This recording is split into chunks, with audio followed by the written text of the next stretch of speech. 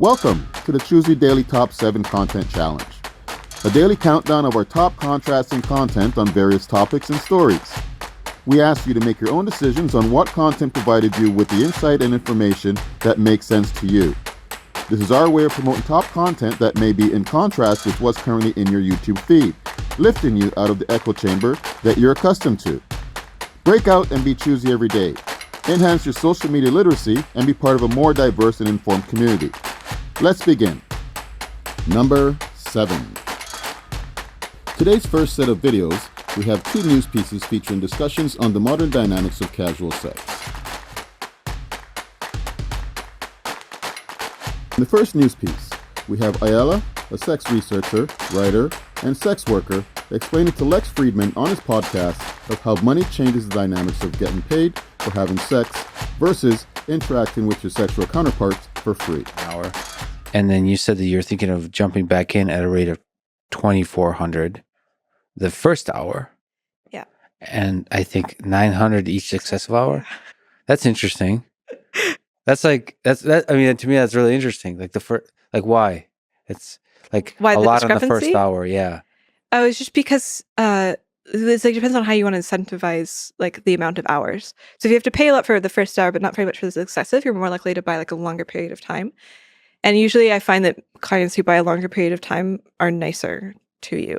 Mm-hmm. I don't have like a great theory for why that is, but they're more likely to like take you to dinner and get to know you first. And In the second video, we have the host of No Jumper podcast, Adam22, and his guest Preach, reacting to a recent female encounter who sent a price list of various services after she was asked out.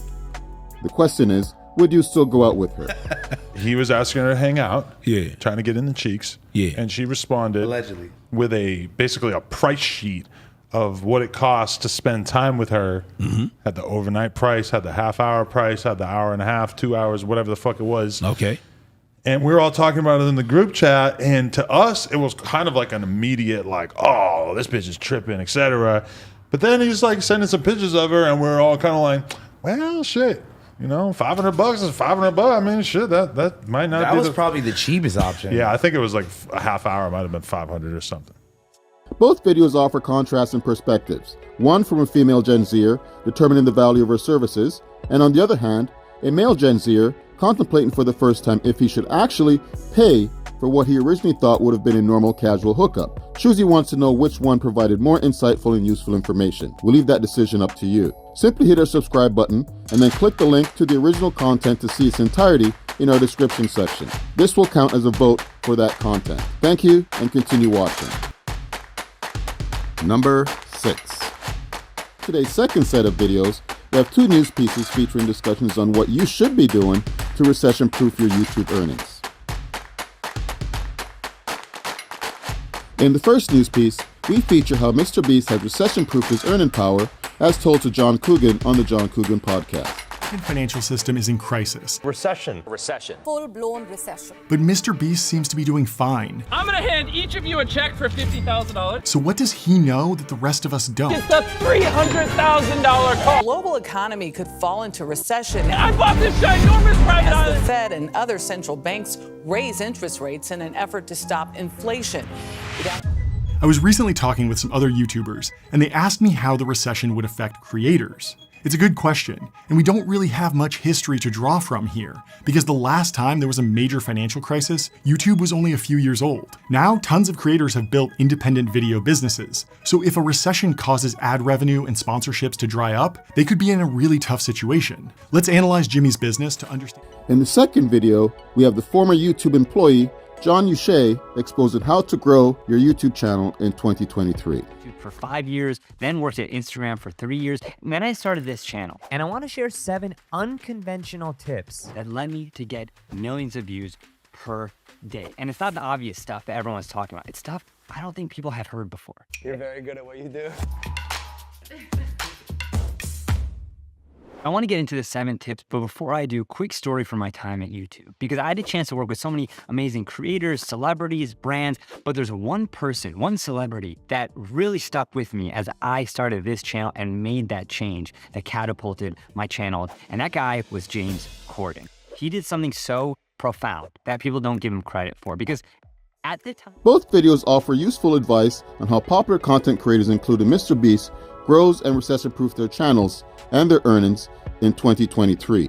Chuzi wants to know which one provided you more insight and useful information. We'll leave that decision up to you. Simply hit our subscribe button and then click the link to the original content to see its entirety in our description section. This will count as a vote for that content. Thank you and continue watching. Number 5. Today's third set of videos deals with the decisions and complexities of transitioning, as revealed by trans women themselves. In the first news piece, Anthony Padilla, as usual, does a wonderful set of interviews with women that have transitioned, sharing their truths of living in the world today as a woman. I'm Anthony Padilla, and I'm curious. What would you do if someone looked at your body when you were born and demanded that you behave and present exactly how the greater population deemed fit, even though deep down you always known it was a lie? I spent a day with trans women who came to that very conclusion. We'll uncover the truth about the reality of transitioning and the deeply polarizing topics of surgery, detransitioning, and the trans agenda. Hello, Jada! Hi. Dylan! Nice to meet you. Good to meet you. Nikki! Hi. Nice to meet you. And I just want to say you are serving real right now. Yeah, as a cisgender man. Yeah. In the second video, we have a compassionate Matt Cullen having an intimate one-on-one with Morgan DuPont, who tells her story of vulnerability and bravery. This is definitely a must-see.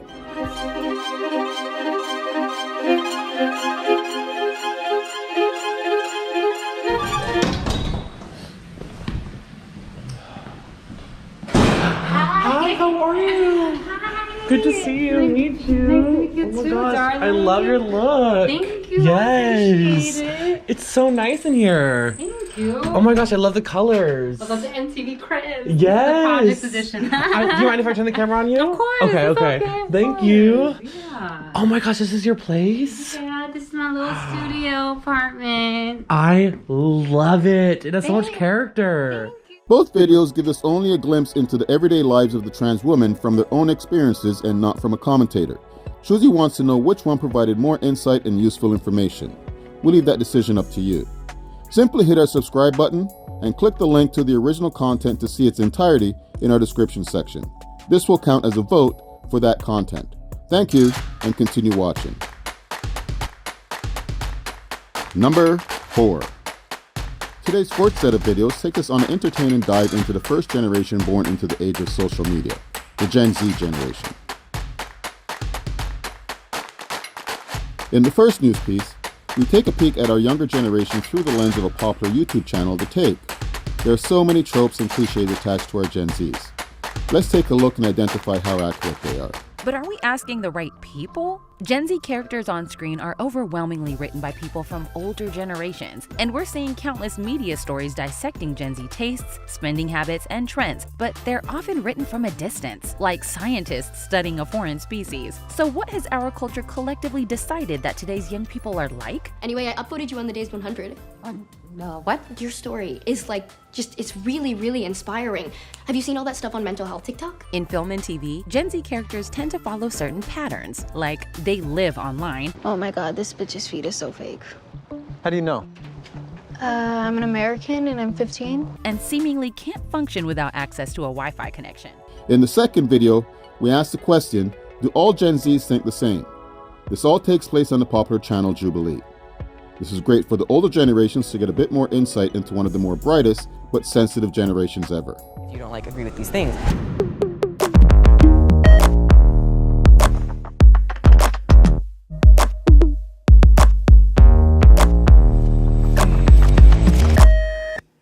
I've sent or received nudes. Oh God.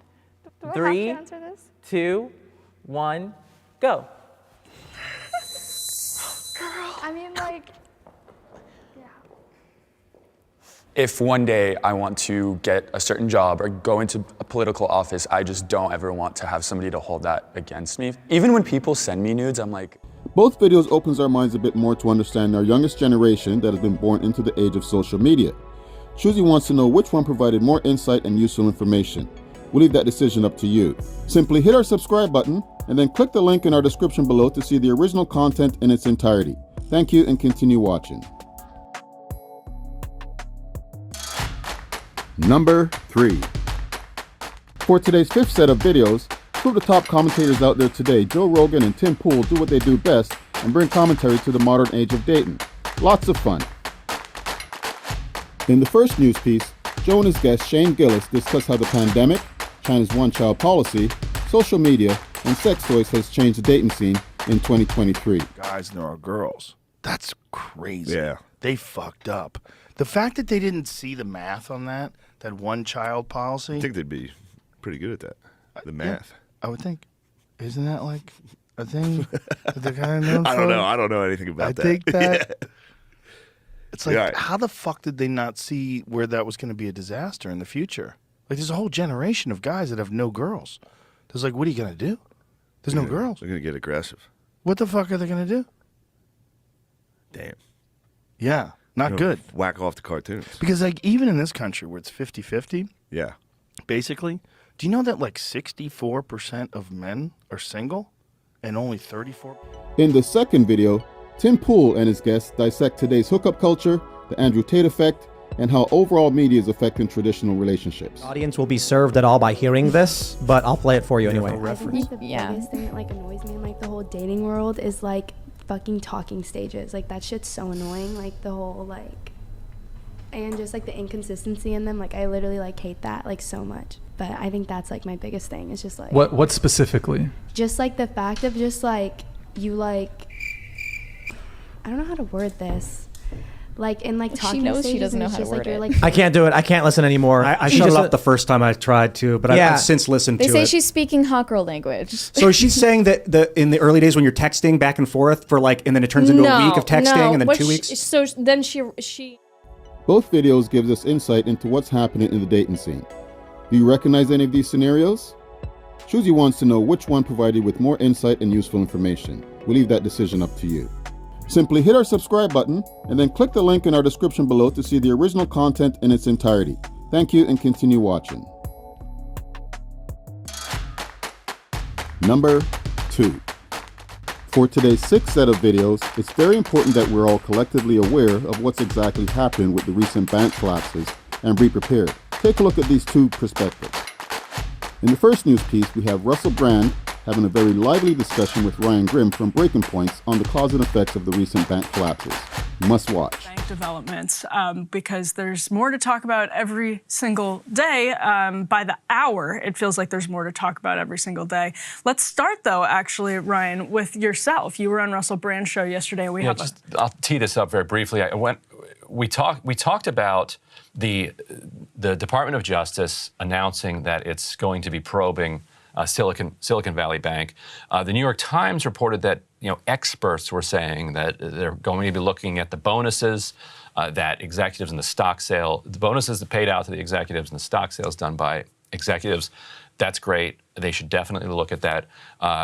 What I hope and also suspect a little bit that they would also look at would be this text chain. In the second video, we have the well-known conservative Ben Shapiro also giving his take on the ramifications of these sudden collapses. Well, we have been told that everything is fine. All is well. And this is where you insert the dog in fiery room gif, right? Because things are not fine. All is not well. As it turns out, there are very serious systemic risks to the banking system in the United States. That's not me saying that. That is Moody's now saying that. And Moody's is late to the game because Moody's was assessing that Silicon Valley Bank was doing fine like a month ago. Well, now they're like, guys, I'm noticing some problems. According to CNBC, in a harsh blow to an already reeling sector, Moody's Investor Service cut its view on the entire banking system to negative from stable. That's not good. The firm, part of the Big Three rating services, said Monday it was making the move in light of key bank failures that prompted regulators. Both videos give us insight into what's happening. What are your thoughts? Chuzi wants to know which one provided you with more insight and useful information. We'll leave that decision up to you. Simply hit our subscribe button and then click the link in our description below to see the original content in its entirety. Thank you and continue watching. Number 1. For today's 7th set of videos, Donald Trump has sounded the alarm that he is going to be arrested and calls for protest.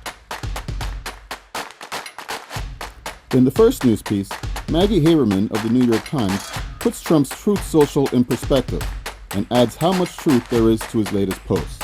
Inquiries, but there are signs he may face charges in the first of those this week. For more, I want to talk to the reporter who perhaps knows Trump the best, senior political correspondent for the New York Times, Maggie Haberman, who has been awarded a Pulitzer Prize for her coverage of the former president. Maggie, behind the scenes, what can you tell us about how Trump is handling this situation? Look, Jake, he's very anxious about the prospect of being indicted for a couple of reasons. Yes, two things can be true at once. He is aware that there are reasons to believe this could help him politically. We have heard a lot about this morning already. But he does not want to face getting arrested, which is what happens when you get indicted. You get fingerprinted, you get brought in, you have to ask for bail. None of that is something that he is excited about. So he and his folks, his political folks. In the second video, we have some of the same, but with a Republican take echoing Trump's narrative of a political agenda. If that happens, he'd be the first former president in U.S. history to be indicted. A New York grand jury has been presented evidence by the Manhattan DA that could lead to possible criminal charges. Fox's Nate Foy has the latest. Former President Donald Trump posted on Truth Social Saturday saying he expects to be indicted by the Manhattan DA's office. Trump wrote in part, quote, "The far and away leading Republican candidate and former president of the United States of America will be arrested on Tuesday of next week." The former president also told his supporters, quote, "Protest. Take our nation back." The case revolves around a $130,000 hush money payment to adult film star Stormy Daniels on the eve of the 20th. Both videos provide us with insight into what's happening. What are your thoughts? Chuzi wants to know. Which one provided you with more insight and useful information? We'll leave that decision up to you. Simply hit our subscribe button and then click the link in our description below to see the original content in its entirety. Thank you, and continue watching. Don't forget to vote for the video you found more insightful and useful. Also, don't forget to subscribe to our channel and turn on the notification so you'll be the first to know about our new content.